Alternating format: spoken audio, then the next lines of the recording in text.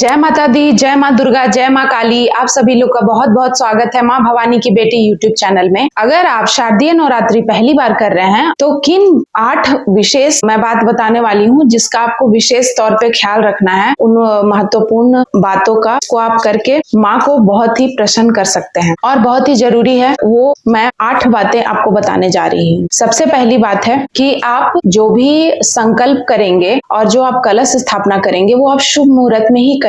जैसे कि शारदीय नवरात्रि 2024 3 अक्टूबर से स्टार्ट हो रही है, तो उसकी जो कलश स्थापना की शुभ मुहूर्त है वो 5:45 बजे से लेकर 7:30 बजे के अप्रॉक्स है पहला मुहूर्त। दूसरा अभिजीत मुहूर्त 11:30 बजे से 12 कहीं कहीं 2 बजे लिखा हुआ है 1 बजे तक, तो 11:30 बजे अभिजीत मुहूर्त है, तो उस मुहूर्त में भी आप कर सकते हैं। बेटर होगा सुबह वाली मुहूर्त में आप कर लो, वो ज्यादा सही है, अच्छा है। दूसरी बात है कि आप पवित्र मिट्टी में और शुद्ध साफ मिट्टी में ज्वारे बोएं। ज्वारे अवश्य बोएं, बहुत ही उपयोगी, बहुत ही माना जाता है कि ज्वारे अच्छी फसल के लिए और माँ बहुत प्रसन्न होती है अगर आपके ज्वारे सुंदर अच्छे निकलते हैं तो। और माँ की कृपा अगर आपके परिवार पे आपके ऊपर है, माँ आपसे प्रसन्न है तो ज्वारे अच्छे निकलते हैं। और ज्वारे का भी अलग अलग विधान है कि जिसके ज्वारे अगर सफेद निकले तो उसको सुख समृद्धि उसके साल भर उसके घर में रहेंगी। अगर उसके ज्वारे हरे भरे हैं तो काफी आर्थिक उन्नति होगी। अगर उनके ज्वारे ऊपर से हरे और नीचे से पीले हो गए हैं तो यानी कि साल के 6 मंथ उनका अच्छा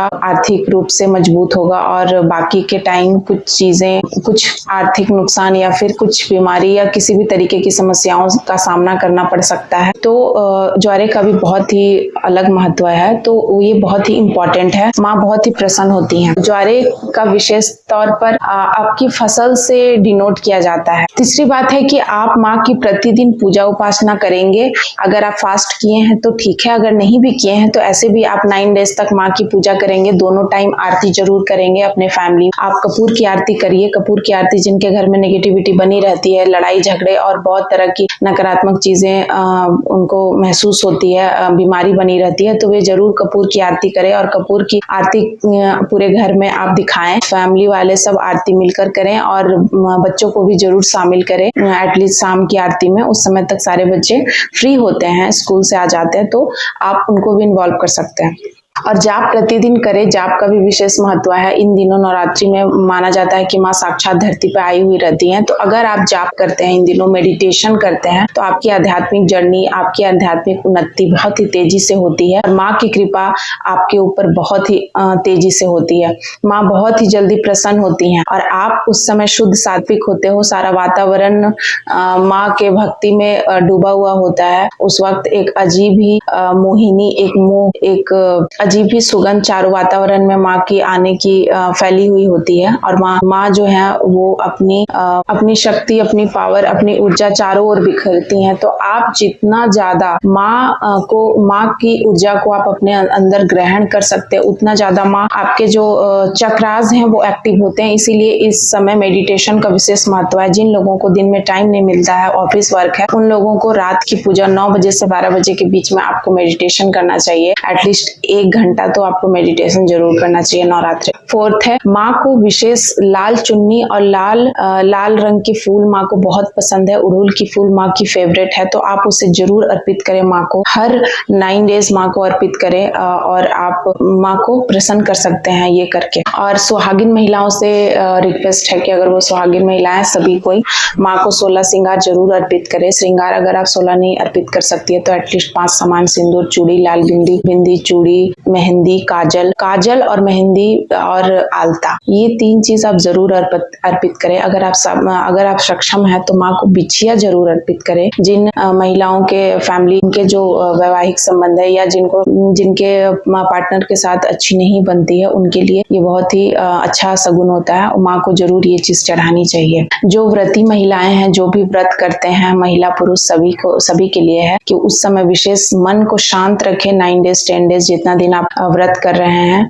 और बहुत लोग नवरात्रि के बाद, कन्या पूजन के बाद अपना व्रत तोड़ देते हैं। बहुत लोग 9-10 डेज तक व्रत कंटिन्यू करते हैं, इसलिए मैंने 10 डेज बोला। तो आप 10 डेज तक व्रत को कंटिन्यू कर सकते हो और आप पूरे दिल से इस व्रत को करो, शांत भाव से। बिल्कुल उस समय आप परम सुख और शांति का अनुभव करोगे अपने हृदय में। और ब्रह्मचर्य का पालन करो बिल्कुल डिसिप्लिन के साथ। अगर आपको अपनी पूजा अपनी साधना का तप देखना है, उसका इफेक्ट देखना है 9-10 डेज में, तो मैं आपको गारंटी के साथ बोलती हूँ कि आप अगर इन सभी नियमों का पालन करके आप पूजा करते हो तो डेफिनेटली आपको जरूर इसका फल मिलता है। आप औरों की तरह ये बात नहीं बोलोगे कि मैंने इतना पूजा किया पर मुझे कुछ नहीं मिला। कुछ तो मिलेगा ही, आपको जरूर अनुभूति होगी। और आप मुझे अपनी फीलिंग जरूर शेयर करना मेरे वीडियो पे, यूट्यूब पर भी और फेसबुक पे भी शाम शिव मंत्रा करके पेज है, तो आप उस पेज को प्लीज फॉलो कर ले। आप लोगों से रिक्वेस्ट है, आप जो भी व्रत करते हैं वो अपने घर में बच्चों महिलाओं पर 9 डेज, कोई भी आपके घर पे कन्या आती है उस समय उसका अपमान ना करें। ऐसे भी नहीं करना चाहिए, लेकिन उन दिनों विशेष आपको क्रोध पे अपना नियंत्रण रखना है। आपको क्रोध नहीं करना है चाहे कुछ हो जाए, और आपको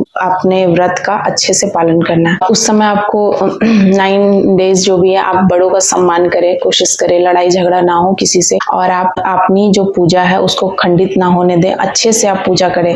पूजा करने का मतलब सिर्फ ये नहीं होता कि आप बस फास्ट तो कर लिए हो, लेकिन आपका मन जो है वो शांत नहीं है, आपका मन जो है वो खाने पे ध्यान है, या फिर आपका ध्यान दूसरों की बुराई में चुगली में है। यही सब अगर आपके दिमाग में है तो फिर आपको व्रत का कोई फल नहीं मिलता है। इसीलिए पूजा पाठ में मन को शांत रखा जाता है, शुद्ध रखा जाता है, तभी आपको 100% आपको व्रत का फल मिलता है। पूजा पाठ करते हैं आप, दुर्गा सप्तशती करते हैं या कोई भी मंत्र का उपयोग करते हैं, तो आप ध्यान रखें कि मंत्र का उपयोग में आपसे कोई गलतियां ना हो, मंत्र का उच्चारण आप सही ढंग से करें और उच्चारण में कोई त्रुटियां ना हो। आप अच्छे से मंत्र को उच्चारण करें। अगर आप संस्कृत में मंत्र नहीं उच्चारण कर सकते तो आप हिंदी में ही से जो भी दुर्गा सप्तशती है वो आप हिंदी में उपलब्ध है, तो आप हिंदी में आप करोगे। मैंने इसकी वीडियो भी डाली है, आप दुर्गा सप्तशती वाली वीडियो आप मेरे यूट्यूब चैनल पर जाके आप वहां देख सकते हो।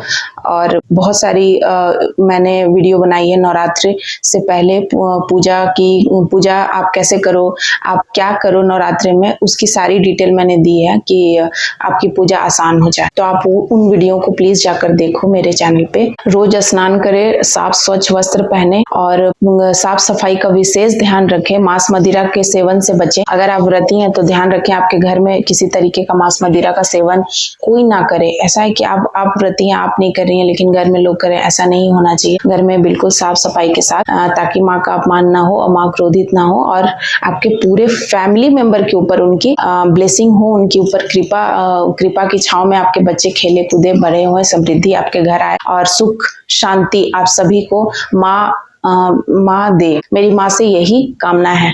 आशा करती हूँ आपको ये वीडियो हेल्पफुल रही होगी। नवरात्रि में आप ये छोटी छोटी विशेष बातें हैं, बहुत ही मुख्य बातें हैं जो कि लोग फॉलो नहीं करते हैं, फिर उनकी पूजा अधूरी रह जाती है, वो कंप्लीट नहीं होती, कोई रिजल्ट नहीं मिलता, कुछ रिजल्ट दिखाई नहीं देता, फिर वो उन लोगों को लगता है कि पूजा पाठ करने से कुछ होता नहीं है। ऐसे भी नेगेटिव लोग हैं जो मेरे को बोलते हैं कि मैंने ये पूजा की पर मुझे कुछ नहीं मिला। तो उन लोगों को बोलती, पूजा पाठ जो है वो विशेष आपके मन को शुद्ध साफ करने के लिए होता है। अगर आप पूजा पाठ करते हुए, व्रत करते हुए भी आपके मन में छल कपट और गंदी भावनाएं भरी हुई हैं, तो फिर उस पूजा का कोई महत्व नहीं होता है, वो पूजा महत्वहीन हो जाता है।